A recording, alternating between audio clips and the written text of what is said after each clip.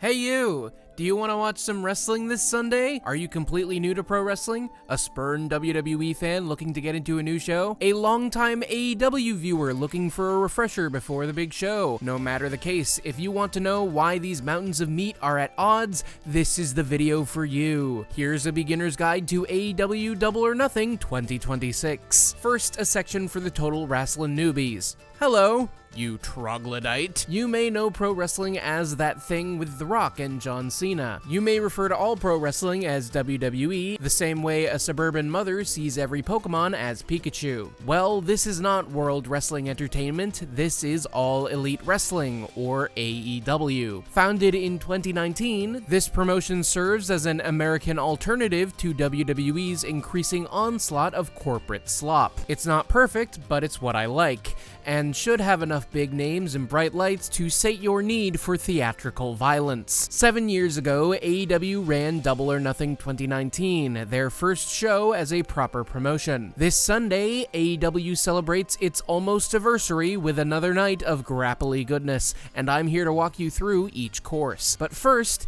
here are some things to expect if this is your first AEW pay-per-view. First of all, this is going to be a long show. AEW pay-per-views tend to run between 4 and 5 hours, and that's before you include the pre-show. As such, there is no shame in tapping out early or cherry-picking only the matches you're most interested in. Even as a longtime sicko, these shows can be pretty exhausting by the end. Don't get me wrong, it's fun, but it's a lot. At the very least, do yourself a favor and designate one of the matches as a makeshift intermission to catch your breath. Second, you may know AEW for its reputation as the blood and guts company. If that's what you're looking for here, temper your expectations.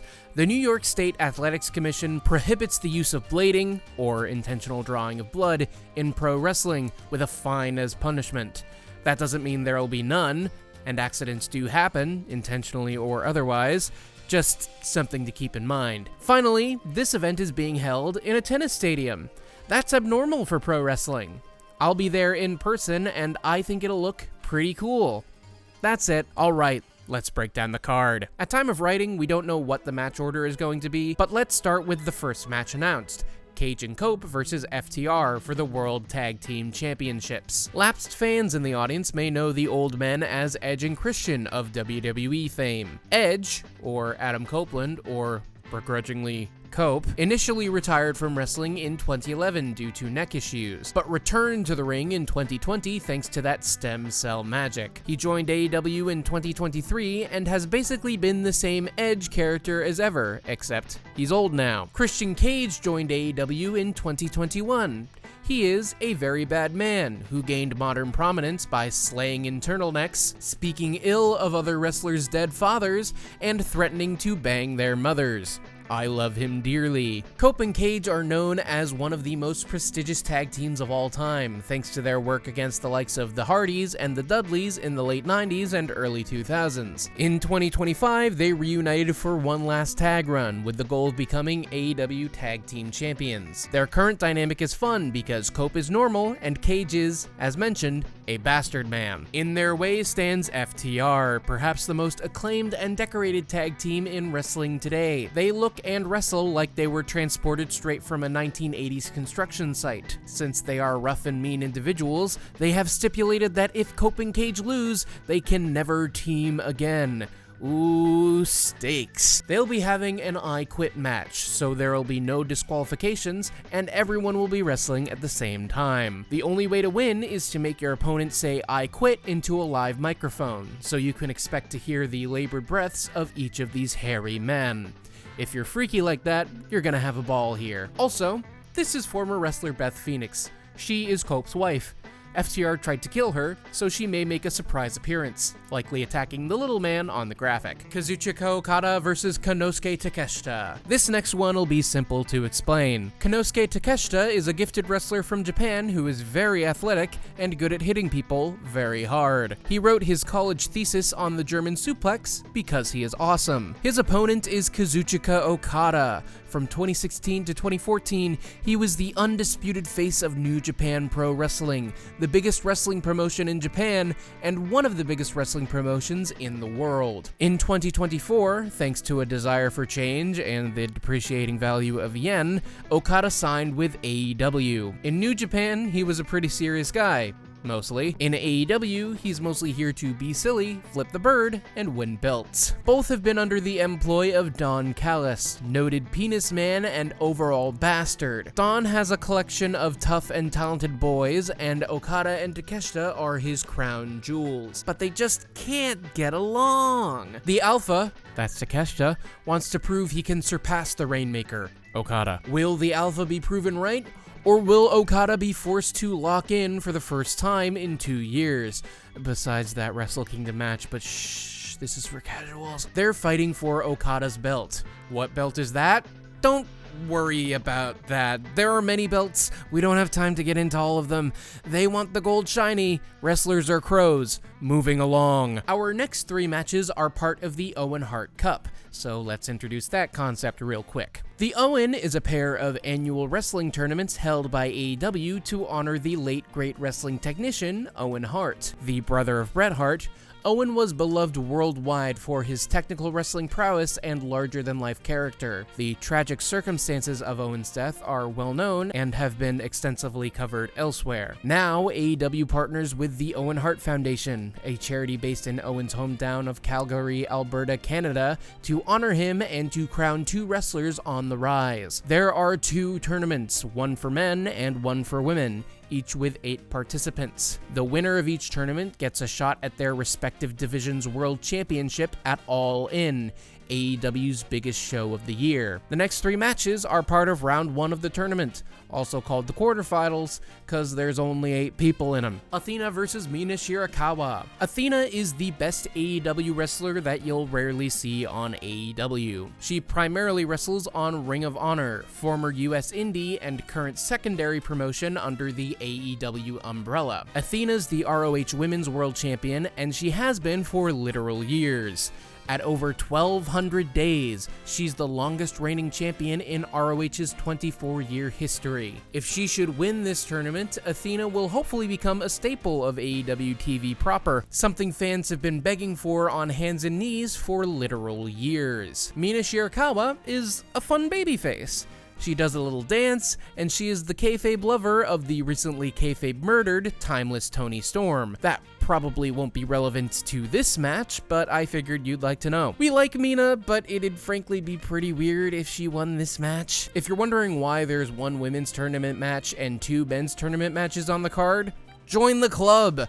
Get it together! Tony Khan. Swerve Strickland versus Bandito. Bandito is a super sexy cowboy guy, and Swerve has made a habit of antagonizing sexy cowboy guys. Swerve is a former AEW World Champion, and has spent the last 2 years trying to get back to that point by any means necessary. Bandito is the ROH Men's World Champion, and has caught fire this year after an unsuccessful challenge against MJF. And that's, yeah. He's a sexy Old West bandit. What more do I even gotta tell you? Will Ospreay versus Samoa Joe. This is likely to be the most consequential of the Owen matches and the most story-heavy. Will Ospreay is one of the leading voices in modern flippy wrestling. In the 14th year of his wrestling career, he may be primed to become AEW's next quote-unquote main character. There's just one problem.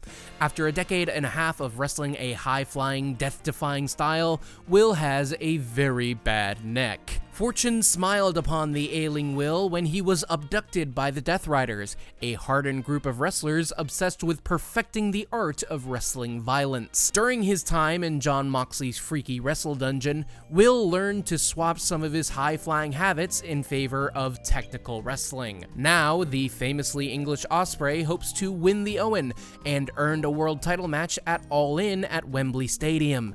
That's in England. In his way stands Samoa Joe, a cannonball of a man who will choke you and, if that doesn't work, will drop you directly onto your neck. This is sure to be a test of Will's training and, out of kayfabe, Will's mettle as an in-ring storyteller. Will win the day?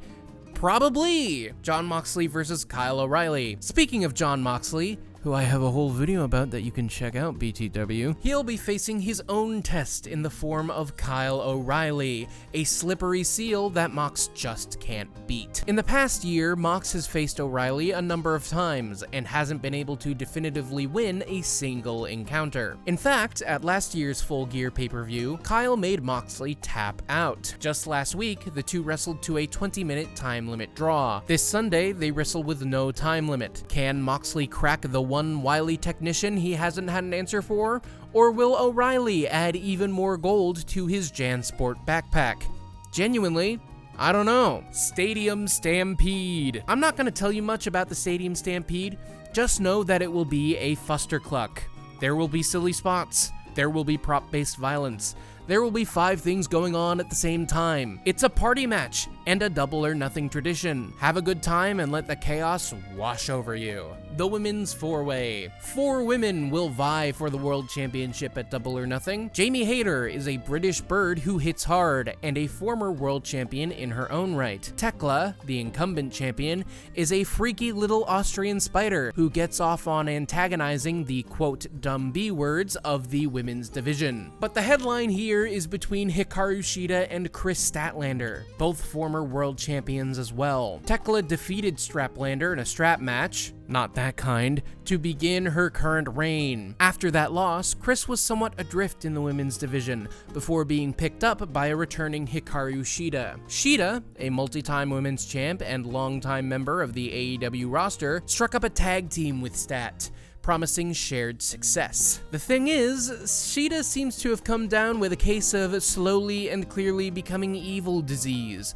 with multiple is she gonna turn heel moments in the past month. Her big shtick is that she will act nice and friendly in English, but then smack talk friend and foe alike in Japanese. Will her true colors show in a belt-winning betrayal, or will Tekla take advantage of the chaos and scuttle away with her gold? And your main event is MJF versus Darby Allin. The Long Island scumbag faces the adrenaline-fueled champ in their third one-on-one encounter in AEW. They have 1 win apiece, so this will be a rubber match between AEW's 2 biggest homegrown stars. If MJF wins, he will become a 3-time men's world champion. If Darby wins, the vain Maxwell must shave his hair. For more information on their relationship, and frankly the way I think this match should go, my video on Darby's reign goes over just that. One thing that doesn't cover, however, is the significance of the headlock takeover. In the build to their first match in 2021, MJF,